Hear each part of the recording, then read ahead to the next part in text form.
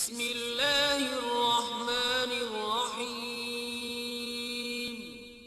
شروع اللہ کے نام سے جو بڑا مہربان نہایت رحم والا ہے۔ میں برکت کا ایک بہت بڑا ذریعہ شکر ہے۔ ارشاد فرمایا لَإِن شَكَرْتُمْ لَأَزِيدَنَّكُمْ، اگر تم شکر کرو گے وہ تمہیں اور زیادہ عطا کرے گا، اور اگر تم شکر نہیں کرو گے وَلَئِن كَفَرْتُمْ، کفران نعمت کرو گے، اِنَّ عَذَابِي لَشَدِيدٌ، تو پھر میرا عذاب بڑا سخت ہے۔ رزق کے اضافے کا ایک اور بہت بڑا سبب انفاق فی سبیل اللہ ہے۔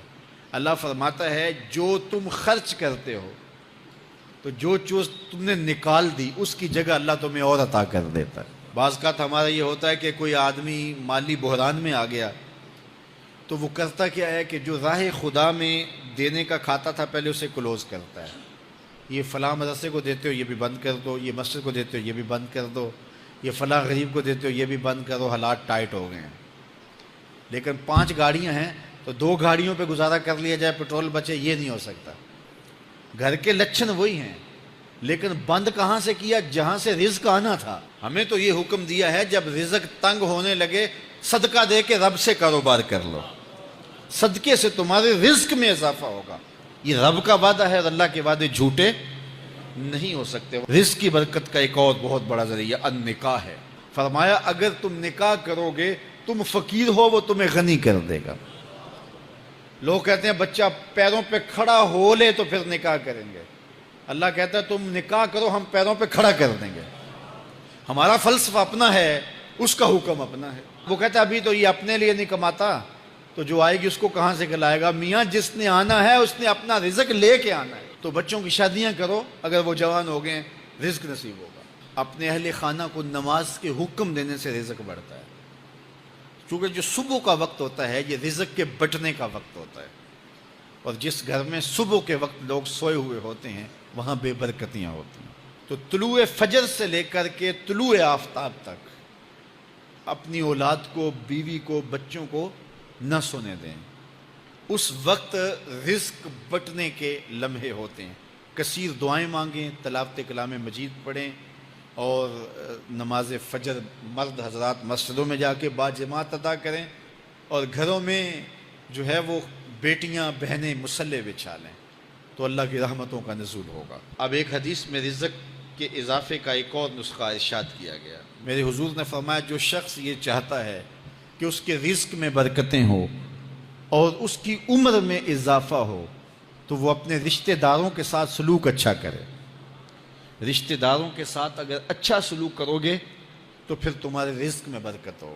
غریب ہیں تو ان کی مدد کرو، ان کی بیٹیوں کی شادیاں اپنے ذمے لے لو اگر اللہ نے آپ کو وسعت دی ہے، ان کی پریشانیاں بانٹ لو، ان کا قرضہ ہے تو اتارنے کی کوشش کرو، ان کو مشکلات سے نکالنے کی کوشش کرو۔ تم ان کو مشکلات سے نکالو گے اللہ تمہیں مشکلوں سے نکالے گا۔ تمہارے رزق میں بھی برکتیں ہوگی اور تمہارے مال میں بھی برکتیں ہوں۔ فرمایا بہتر صدقہ وہ ہے جو ناراض غریب رشتہ دار کو دیا جائے۔ اگر وہ پھنس گیا ہے، مجبور ہے، ناراض ہے، تو اس کو اگر دیں گے تمہارا نفس اس میں شامل نہیں ہوگا، تو یہ افضل صدقہ ہے جو ہر صورت میں قبول ہی قبول ہے۔ رزق کے اضافے کا ایک اور سبب الاحسان الی الضعفاء، جو کمزور لوگ ہیں ان کے ساتھ اس نے سلوک کرنا۔ الانفاق علی طلبۃ العلم، طالب علموں پہ خرچ کرنا، یہ بھی رزق میں اضافے کا سبب اور ذریعہ ہے۔ وہ حضرت بابا فرید نے کہا نا 6واں رکن دین کا روٹی ہے۔ گھر میں کچھ نہ ہو تو پھر نہ نماز اور نہ ہی دیگر امور کی لذت آتی ہے، تو یہ رزق فراواں اور وسیع اور مبارک نصیب کر دے اللہ۔ تو اس کے لیے ایک اور وظیفہ میں دیتا ہوں، اور وہ یہ کہ مغرب کے بعد 21 مرتبہ سورۃ الکوثر پڑھ لیں، کثرت ہو جائے گی انشاءاللہ۔ اول خدوشی پڑھ لیں، 5-7 منٹ لگتے ہوں گے، تو سورہ کوثر 21 مرتبہ روزانہ مغرب کی نماز کے بعد پڑھیں، اور اگر بہت زیادہ مسائل ہیں تو ہر نماز کے بعد پڑھ لیں، تو انشاءاللہ آپ دیکھیں گے کہ گھر میں برکتیں اترتی محسوس ہوں گی، انوار کا نزول ہوتے محسوس کریں گے۔ تو یہ وہ رزق کے اسباب ہیں، اگر ہم اختیار کر لیں تو ہم اللہ کی خاص رحمتوں کے حقدار ہوں گے۔ اللہ ہم سب کو رزق حلال رزق وسیع، رزق سہل، رزق مبارک، رزق فراواں نصیب فرمائے۔ علیہ السلام پر درود پڑھنے سے انسان خود سنورتا ہے اور اللہ کی رحمتیں اس پر نازل ہوتی ہیں۔ علماء نے لکھا ہے کہ درود اللہ کی بارگاہ میں ایک دعا ہے جو اللہ کی بارگاہ میں عرض کی جاتی ہے، اے اللہ، نبی رحمت صلی اللہ علیہ وآلہ وسلم پر رحمتوں کا نزول کر۔ تو کوئی یہ دعا مانگے کہ اے اللہ اپنے نبی پر رحمتوں کا نزول کر، تو کیا اللہ تعالیٰ اس کی یہ دعا قبول نہیں کرے گا؟ تو درود ہر صورت میں قبول ہے۔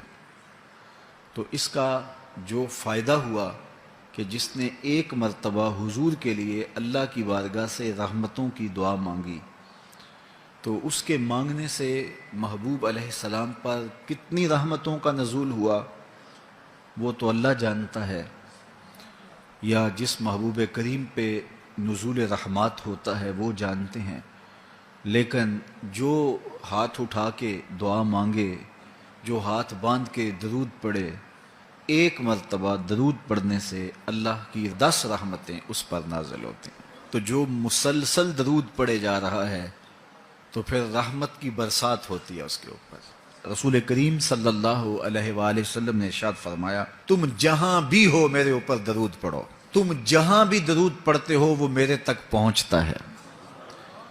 صبح پڑھو، شام پڑھو، دوپہر پڑھو، دن کو پڑھو، رات کو پڑھو، نماز سے پہلے پڑھو، نماز کے بعد پڑھو، محفل کے آغاز میں پڑھو، محفل کے دوران پڑھو، محفل کے اختتام پہ پڑھو، مسجد میں پڑھو، گھر میں پڑھو، جہاں بھی میرے اوپر درود پڑھو گے، جیسے بھی میرے اوپر درود پڑھو گے، فرمایا میرے تک پہنچتا ہے۔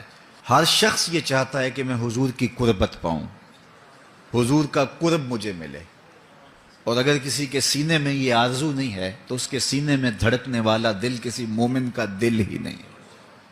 یہ میری بھی آرزو ہے، گناہ گار ہونے کے باوجود آرزو ہے، آپ کی بھی آرزو ہے، آرزو تو کی جا سکتی ہے، چونکہ کرم ہوتے دیر نہیں لگتی، وہ جس پہ چاہے کرم فرمائیں۔ تو اگر قربت حاصل کرنی ہے تو پھر اس کا طریقہ کیا ہے؟ رسول کریم صلی اللہ علیہ وآلہ وسلم نے ارشاد فرمایا، قیامت کے دن میرے سب سے نیڑے وہ ہوگا جو سب سے زیادہ میرے اوپر درود پڑتا ہے۔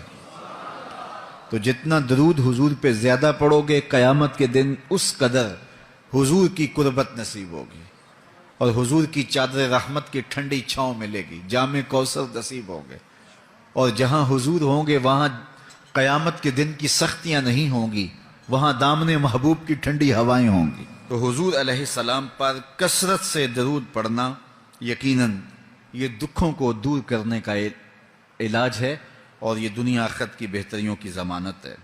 حضرت ابو ہریرہ رضی اللہ تعالیٰ عنہ سے روایت ہے جو امام ابو داود نے اپنی سند سے روایت کی ہے۔ رسول کریم صلی اللہ علیہ وآلہ وسلم نے ارشاد فرمایا کہ جب کوئی شخص میرے اوپر سلام بھیجتا ہے تو اللہ تعالیٰ میری روح میرے اندر لٹا دیتا ہے، یہاں تک کہ میں اس کے سلام کا جواب دیتا ہوں۔ روح اطہر جسد انور میں لوٹا دی جاتی ہے اور حضور سلام کا جواب دیتے ہیں۔ تو مجھے کائنات میں کوئی ایک لمحہ تو ایسا بتاؤ جس لمحے حضور پہ سلام نہ پڑھا جاتا ہو۔ وہاں روضہ رسول پہ چلے جائیں تو وہاں لمحہ لمحہ سلام کے گجرے ہیں، کائنات کے جس گوشے میں چلے جائیں درود و سلام کے جو ہیں وہ گجرے ہیں۔ تو کوئی ایک لمحہ بھی 24 گھنٹوں میں ایسا نہیں ہے کہ جب حضور پہ سلام نہ پڑھا جاتا ہو، اور جب سلام پڑھا جاتا ہو تو حضور کی روح اطہر بدن رحمت میں ہوتی ہے اور حضور سلام کا جواب دیتے ہیں، اور جس کو حضور سلام کا جواب دے دیں، اللہ اکبر، کہ درود پڑھا کرو۔ درود حضور علیہ الصلوۃ والسلام سے جواب کا ذریعہ ہے، اور جب جواب جناب رسالت مآب صلی اللہ علیہ وسلم کی جانب سے آ گیا تو دنیا میں بھی بھلا ہی بھلا ہے، آخرت میں خیر ہی خیر ہے۔ حضور علیہ الصلوۃ والسلام نے ارشاد فرمایا، جس کے سامنے میرا ذکر کیا جائے اور وہ میرے اوپر درود نہ پڑے، وہ کائنات کا سب سے بڑا بخیل، سب سے بڑا کنجوس ہے۔ ہم بخیل تو نہیں ہیں، تو پھر پوری یکسوئی کے ساتھ چند مرتبہ حضور پہ درود شریف پڑھ لیجیے۔